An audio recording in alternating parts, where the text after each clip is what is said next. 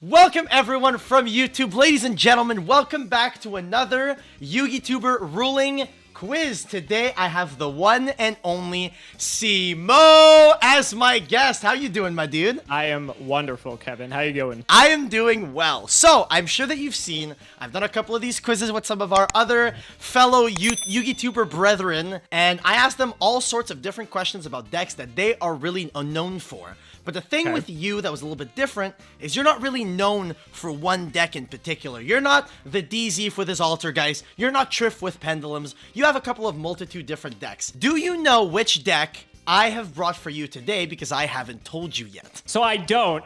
First of all, thank you for inviting me, because I can't even get rulings from like 2006 right if anyone's watched any of my other series. And you want me to get like modern rulings right? Yeah, this is going to be a real shit show. But that aside, I don't know. I was thinking about it a little bit. There's a few decks, but I also don't feel like you would want to do multiple episodes of a similar archetype, because I think, if I recall, I think I saw you did Salamangreat with Gabriel Susi, which is much better choice than me, to be honest. So, you know, there's that. I don't think that's going to be on the table. So I'm kind of thinking it's either Trickstar, maybe Spiral. I don't know if you did a Spiral one. Like, those are the only two decks I can really think of. So maybe one of those two. That's my guess. But lay it on me, buddy. What is cool. So Spiral and Trickstar were on the table, but I figured, why don't we do something a little bit more fun? And why don't we do Blackwing rulings? You're known for that one, aren't you? Hell yeah. All right, I'm down. You are well known for the Blackwings due to Progression series, and I figured, let's give it to everyone. Everyone's been asking, CIMOOOOOO with Blackwing, CIMOOOOOO with Blackwing, and I'm like, why not? Let's see how well he knows his Blackwing rulings. I tried my best to get some of those that you have played in Prague. There's a couple that are more recent cards. I don't know if you've read the more recent Blackwing cards. If not, you're going to have to read them over here. But there's nothing too complicated. Nothing too complicated for the most part. So, without further ado, I'm going to screen share to you, and we can get into the very first ruling. So right now, you control a Blackwing Sirocco the Dawn and a Blackwing Boar the Spear. You are going to be activating the effect of your Blackwing Sirocco the Dawn, targeting your Blackwing Boar the Spear here. It's going to be met with a little bit more of a modern card than you're used to in your Progression series. I thought it was Imprint, but it's actually Effect Veiler. I couldn't remember which card I chose. The Effect Veiler is going to be used on your Sirocco here. After the Effect Veiler has resolved, how many of your monsters are you allowed to attack with once you enter the battle phase? So Gage does have Effect Veiler in Progression. I don't recall if this actually happened or not, but it could have situationally come up if Gage had Veiler at this point, because I did play Blackwing for 900 episodes in a row. Yeah, something like that, huh? Yeah, something like that. So I believe, and I don't know for sure, I'll be completely honest, but I think if Veiler hits on Sirocco, obviously the attack gain is not going to be there. That's obvious. But I believe that only the one monster is still allowed to attack. That's going to be my final answer. Final answer, only the Bora is the one who is able to attack? Correct. All right, you are currently 1 for 1, CIMOOOOOO. That is the correct answer. Only the Blackwing Bora the Spear is allowed to attack here. The restriction here is not one that is an effect. It is a condition or a restriction that is still applied even if the effect gets negated. Ready for question number 2? Ooh, I gotta ask you, did you pick 8 questions because I have 8 O's in my name, or is it just actually, I've been doing 8 questions since the very first episode, and the reason why I did 8, the reason why I did 8 in the first episode was just because I was looking for good ruling questions to ask Sam about Cyber Dragons, and I only found 8 good ones, and I was like, screw it, we'll just run with 8 until the end of the series. I was about to say, because 8, like 10, I was expecting 10, but then you said 8. I'm like, okay, that's oddly specific. I mean, I'll just go with that. Yeah, I picked it because you have 8 O's in your name. It's thematic and it fits well. I'm gonna run with it. All right, let's move on to question number 2. Here you have a Shura and a Gale, both cards that you know, and a card that you might not be as familiar with, which is Blackwing Simoon the Poison Wind. If you need to read this after, you take all the time that you need to read it, but I will ask you the question here. So here you activate the effect in your hand of Simoon the Poison Wind, which banishes another Blackwing you control in your hand, I should say, in order to activate Black Whirlwind from your deck, and then Simoon immediately normal summons itself without tributing. After this, you will trigger the effect of the Black Whirlwind. The Black Whirlwind is going to add you 1 copy of Gladius the Midnight Sun. Here, you're going to special summon both your Gale and your Gladius, and then you're going to synchro with both of them to synchro summon into Nothung, the synchro 6 that gives you an additional normal summon. After this, the question here, how many normal summons can you perform? So Simoon has the effect that it will normal summon itself without tributing after the effect. We have the additional one with Nothung. So we have at least one. The question is does Simoon grant us like another one, or does that actually count as our first one? That's good. You've spotted the question. You've spotted where the main Correct. question is it does Simoon's effect basically use up your normal summon for the turn, or does it basically count as an additional form of normal summoning? I'm going to guess that we can summon 2. I'm gonna go with 2. Summon 2 for what reason?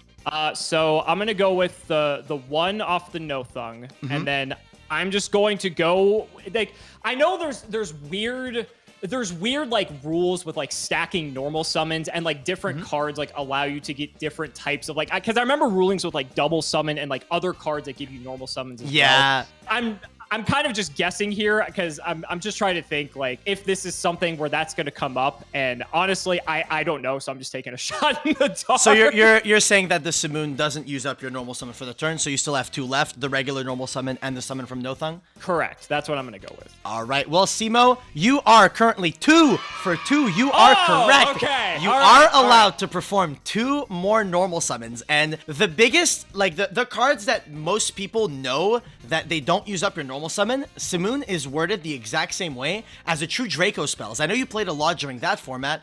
Right. The True Draco spells all say immediately after this effect resolves, perform a normal summon, but they don't use up your normal summon for the turn. They are a form of additional normal summon. Simoon is worded the exact same way and works the same way as that. So yes, you still have your regular normal summon for the turn, and you also have the additional normal summon granted to you by Nothung for 2 normal summons. You are currently 2 for 2, ready to go on to question number 3. All right, question 3. Let's go for question number 3. Here you control a Blizzard and an Obsidian Hawk Joe. Your opponent controls Blue Eyes White Dragon, and they control Phantom Knight's Fogblade. Your opponent is currently in their battle phase, and they use their Blue Eyes White Dragon to attack into your Obsidian Hawk Joe. The question is here, are you allowed to activate the effect of your Obsidian Hawk Joe in order to redirect the attack of the Blue Eyes White Dragon onto your Blizzard that is currently affected by the Fogblade? Okay, so I've seen Obsidian Hawk Joe before in artwork, but I don't think I've ever seen this card be played. So the effect is actually really cool. I'm not gonna lie, it has a really dope effect. Let's see. So you can target level 5 or higher winged beast monster. Okay, that's irrelevant. When your opponent activates a card or effect that targets only this card, or when your opponent targets this card for an attack quick effect, you can target one other Blackwing monster you control. That would be an appropriate target. This card effect / attack now targets the new target. Oh, that is actually pretty cool. That's a neat card. Yeah. So the question is, can I use the effect of Obsidian Hawk Joe to redirect Blue Eyes' attack? Is that the question? To redirect the attack of the Blue Eyes onto your Blizzard the Far North that is currently affected by the Phantom Knight's Fogblade. Okay, so I'm going to say you cannot. And the reason I'm saying you cannot is it's Obsidian Hawk Joe says it has to be an appropriate target. And I don't think that Blizzard is an appropriate target because it's equipped with the Fogblade and monsters can't attack it. So that's going to be my guess. Is that a final answer? That is a final answer. How confident are you on this one? I feel like this is a little bit too easy. So that's why I feel like it's probably wrong. But you'll be happy to know that you're actually correct. You are not allowed to activate the effect of the Obsidian Hawk Joe to make it so that the Blue Eyes is attacking the Blizzard. You spotted the very important part of the text that says an appropriate target. This question was basically whether or not you knew that the Hawk Joe wouldn't basically be the one targeting the Blizzard, because there's nothing preventing Hawk Joe from targeting Blizzard, but there is something that is preventing the Blue Eyes from targeting the Blizzard for an attack, which is the Fogblade here. So because it's not an appropriate target, you're not allowed to activate the Hawk Joe to redirect the attack over to the Blizzard. All right, sounds good. 3 for 3. Honestly, I'm pretty surprised I made it this far. So I'm doing good. You're doing good. We're gonna be moving on to question number 4. So I don't know if you've ever read Black-Winged Dragon. This card I have this in progression. Nice. This is a Blackwing card in all but name. So the question here: you control a Black-Winged Dragon.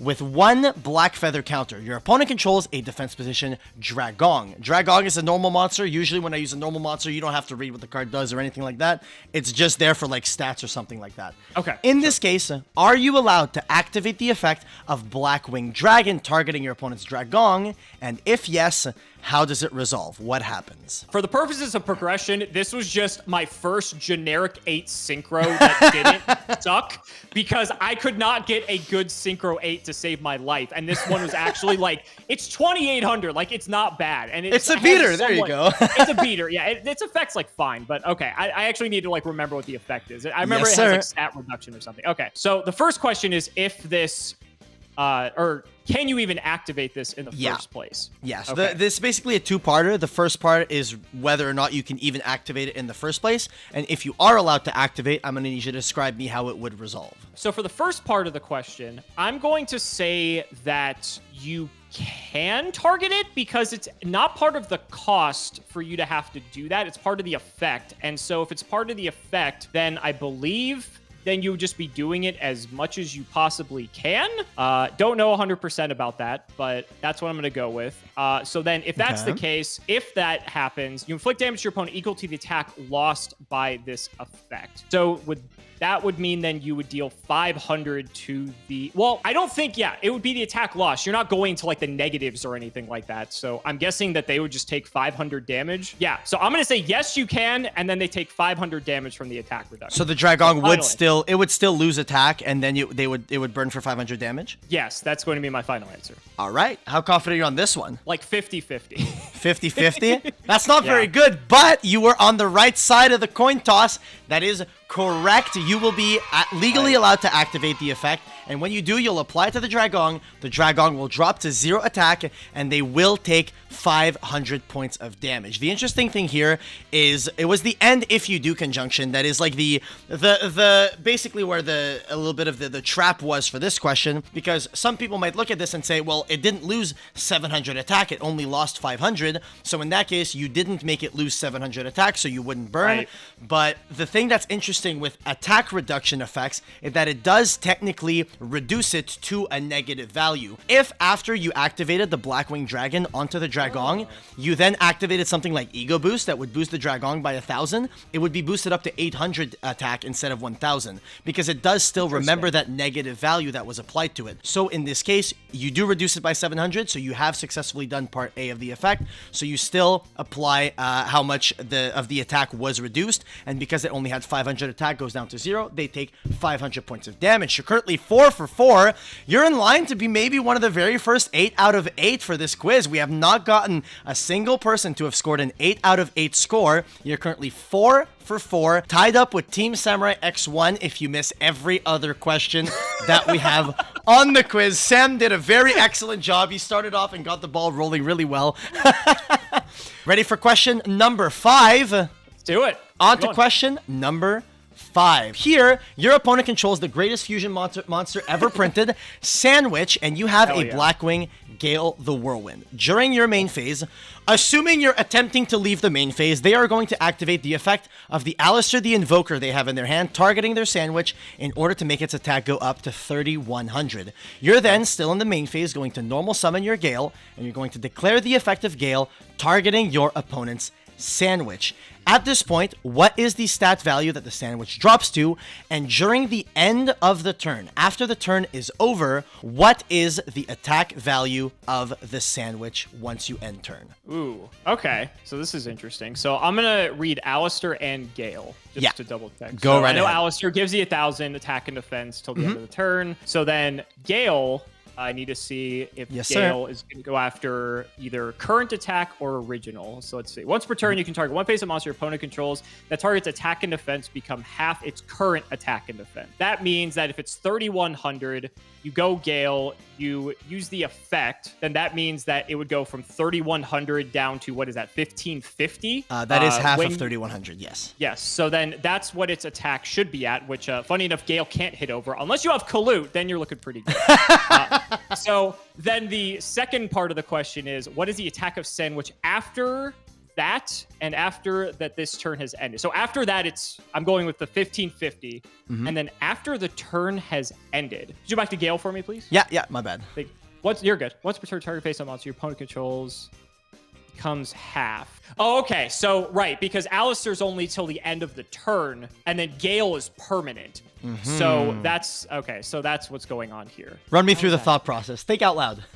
Okay, I'm thinking if it's going to lose 1,000 in the end phase because it was getting buffed by the Alistair, or if it's going to do some sort of like weird like reset thing because of like the way that like the stat modifications are in place. Gale's always going to be active. It's not going to just go do like half of 2100 after the 1,000 goes away. Could it? Could it? It's either that or it just loses the 1,000 and goes down to 550. Oh, this is weird. Okay, I'm going to guess that. Okay, you know what? I'm gonna go for it. I think that in the end phase, it's going to lose the. It's actually going to lose 1,000. So I think it's actually going to go down to 550. Is that your final answer? It's going to be my final answer. I'm not confident in this one. I'll be honest. Okay. This was one of the harder ones that I put out there. Didn't expect you to get it. And I'm not going to lie, you were not even close. But it's okay. You were nowhere near. You missed the mark really hard on that one. But it's okay. This is, I will be honest, this is the bane of a lot of even judges' existence. A lot of judges don't even know how different stat modifiers will stack with each other. So I will explain. The answer is actually 1550. The Alistair's reduction, basically, when you end the turn, the Alistair won't reduce the attack in any way, shape, or form. The reason why is because Alistair the Invoker is a lingering addition-subtraction modifier that is only applied until the end of this turn. Gale is what is known as a lingering modifier that sets to a specific value. When you have a lingering modifier that sets to a specific value, it will basically erase any previously applying addition-subtraction modifiers. All it does is it takes whatever the attack of the monster that it targeted currently is, and it'll set the attack value to half of that value, and it will freeze its attack value at that new value. So here, when the Gale applies to the 3100 sandwich, it freezes its attack value to 1550, and effectively removes the Alistair's addition-subtraction modifier, so the Alistair no longer has any sort of impact on the stat of the sandwich. So in the end phase, when the Alistair would stop applying, it's already no longer applying because the Gale froze its value to that specific value of 1550. Right, so Gale almost like reset it essentially. Effectively, yeah, that is pretty much how that happens. Still 4 for 5, 3 more questions to go. You're well on your way to tying the top at 7 out of 8. All right, so 4 for 5 right now. Ready for question number 6? Let's do it. All right, let's run it. You control a Blackwing full armor master, and your opponent has a Dogmatica Ecclesia in their hand. Here, during your main phase, they are going to activate the effect of Dogmatica Fleur-de-Lis in their hand and special summon it, and attempt to negate the effects of your Blackwing full armor master. The question here, when the effect resolves, your opponent chooses to apply the effect of Fleur to your full armor master. What is the resulting game state in this scenario? So I have seen Full Armor Master before because this is basically like, it's like New Age towers, I know. The only time I've ever played against this, I had a Kaiju in hand, so it didn't matter. But so I didn't have to read it. I just slapped it over and we were good. In this case, you're actually going to have to read the entirety of Blackwing Full Armor Master, not only the towers effect. Counterintuitive of traditional Yu-Gi-Oh player thinking. So going based off this, now this seems too easy. I don't know. Seems too easy, huh? It seems too easy, and that's why I feel like it's a trap. Okay, so I feel like Blackwing Full Armor Master's effect says unaffected by other cards' effects. That is what that says, yeah. I feel like with that piece of text that means that it would be immune from the negation of Fleur. Then the other part where you're asking about the wedge counter, Full Armor Master says each time an opponent's monster activates its effect, you place a wedge counter on that opponent's monster. It's weird because Fleur's activating in the hand, and so I feel like it would have to be on the field for it to get the wedge counter, and so I don't think it does get the wedge counter because I feel like that would be attempting to like resolve before like Fleur would even hit the field. So I'm gonna go with that as my answer, if that made any sense. That made sense. Can I get a final answer, Mr. Simo? Yes, final answer. Fleur doesn't negate Full Armor Master, and Full Armor Master doesn't put a wedge counter on the Fleur. Well, Simo, the chat is in shambles on this one. Chat was 50-50. They kept going, yeah, it gets a counter. No, it doesn't get a counter. Well, you are actually correct. The Fleur-de-Lis will not gain a counter. And the reason why the Fleur-de-Lis doesn't gain a counter is specifically for the reason that you outlined. It's because it activates and resolves entirely in the hand. So the thing with the Blackwing Full Armor Master, it says place a counter on that monster after that effect resolves. Even though after that effect resolves, the Fleur-de-Lis is on the field, the interesting situation here is that the effect that activated and resolved activates and resolves entirely in the hand. So the Fleur-de-Lis that is now on the field is considered as a different card than the card that basically activated its effect in the hand. So the Full Armor Master will not place a counter on the Fleur-de-Lis. What it would basically be doing, it would attempt to place a counter on the Fleur-de-Lis that is in the hand, which is not something that you can do. So for that reason, it will not place a counter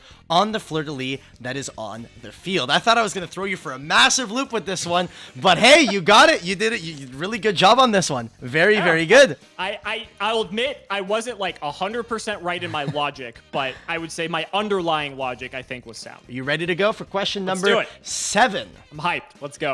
You control a Kalut, you control a Cockadoodle-Doo, you control Blackwing, Armed Wing, and you have Zephyros the Elite in your graveyard. Take a quick glance at your life points. You have 300. Here, the question is, you have 300 life points remaining and control Armed Wing, Cockadoodle-Doo, and Kalut. Can you legally activate the effect of Zephyros the Elite here? And if so, which of the 3 monsters on your field are you allowed to choose to return for the effect of the Zephyros? So the interesting part here is that we obviously have an extra deck monster on the field, and so that throws things off a little bit. So you can return a face-up card you control to the hand.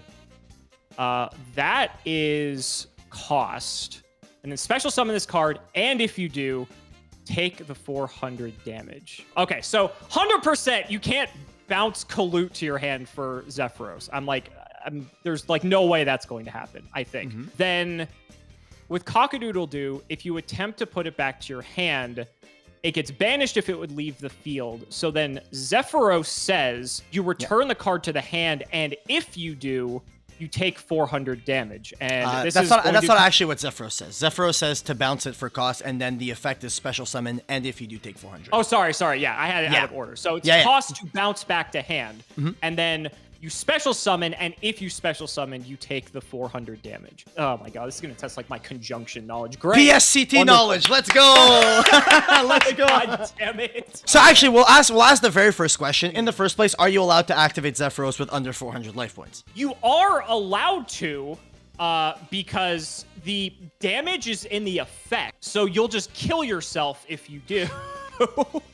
I'm going to go with that for the first part of the question. The question is, which monsters can you choose to return to activate that effect? So I don't think you can bounce Armed Wing because it has to go back to the hand as part of the cost. Oh, so this is funny then. So maybe Kalut's actually, I'm actually circling back now. So now Kalut actually is a valid target. The question isn't whether or not if I'm going to like die or not. That doesn't matter. And then, so the question is actually with Cockadoodle-Doo, because Cockadoodle-Doo would banish itself if it would leave the field. It wouldn't technically be. Oh, that's weird. Okay, so you're attempting. Run me through what you're thinking here, because I see the cogs turning. I like it. You're attempting to bounce it back to hand. The problem is it's going to banish itself. So technically, is the cost being fulfilled? Is the question. Okay, so I'm going to say you cannot bounce Armed Wing. You can bounce Kalut. Okay. With Cockadoodle-Doo. Oh my god. The cock is the wrench. That's it. The cock is the wrench. The cock is the wrench. I'm going to say you can't bounce Cockadoodle-Doo because it's not going to hand. Can I get a final answer? Yeah, so final answer is yes, you can Zephyros. You'll just kill yourself. That's the asterisk. And then you can bounce Kalut and kill yourself. You cannot bounce Armed Wing. I'm going to say you cannot bounce Cockadoodle-Doo. Okay. Simo, you are Correct. You are allowed to activate the Zephyros. Let's go. And the only legal target you can bounce here is the Kalute. The main reason why you cannot bounce the Cock-a-doodle-doo or the Armed Wing, you actually got it right on, smack dab on the head, is specifically because when it comes to a card's cost, the cost must be paid exactly per the card text. And because the cost is specifically to return it to the hand, you wouldn't be able to pay the cost with a card that you know would end up anywhere other than in the hand. So because the Cock-a-doodle-doo would banish itself, you are not allowed to return the Cock-a-doodle-doo, and because the Armed Wing would go back to the extra deck rather than to the hand, you are not allowed to return the Armed Wing either. So in this case, yes, you are allowed to Zephyros, and you can only return the Kalute, so it's ready in hand whenever you enter the damage step. Which, of course, you're not going to get to, but that's fine. Most likely not, because the duel is pretty much over, but hey, it is what it is, dude. Maybe you didn't pay attention to the life points and you made a big oopsie. You're currently 6 for 7, doing a really good job, and the believers are happy because they are receiving their channel points, whether you get the last one correct or incorrect. Let's run it with question number 8. You control Orochi the Squall, you have Kogarashi the Wanderer in your hand, and you control an Archfiend of Gilfer. I don't know if you've ever read this card in your entire life. It's from the anime, Coder. I do know this card. It is from the anime. Never mind. You do know what Archfiend of Gilfer does. So here, you are going to be, you control the Orochi the Squall, you control the Archfiend of Gilfer, you have Kogarashi in hand, and your opponent has a set Psalm Strike. You're going to be sending your Orochi the Squall and your Archfiend of Gilfer. Here, I'm just dumping the Raikiri, the Rain Shower, because it's going to be relevant, okay? So we assume the Raikiri was already synchro summoned with the materials that you see in the grave here. Okay. You send your Orochi the Squall and your Archfiend of Gilfer to the graveyard in order to synchro summon for Chidori the Rain Sprinkling. Your opponent is going to negate the summon with Solemn Strike.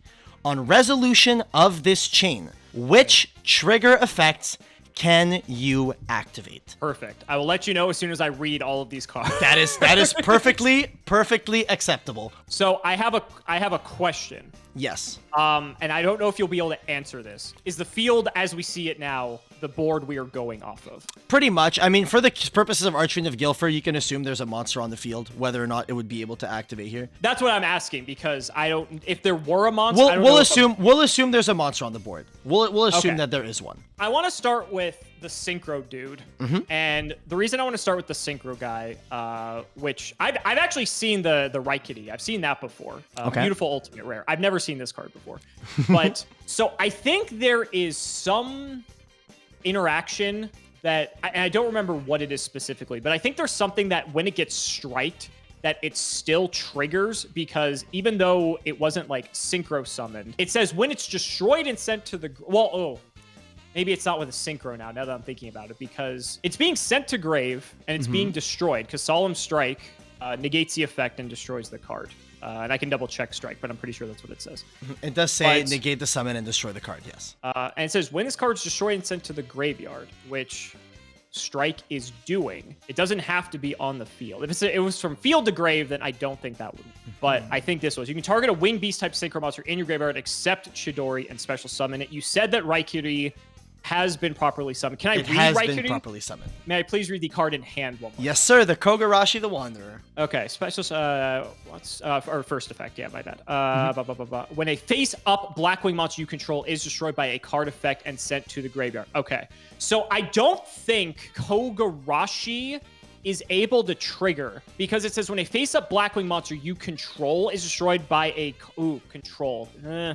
Strike and negating summons is always so bad. It says you control. Did you technically control it? It's in like the void. That is indeed the question. It's in the void of summon negation, which is always fun. This is tough. This is a good last question, I will say. This is a good last question. I threw everything at the wall. You did. And I will explain the card choices afterwards if you want me to. Let me ask you this.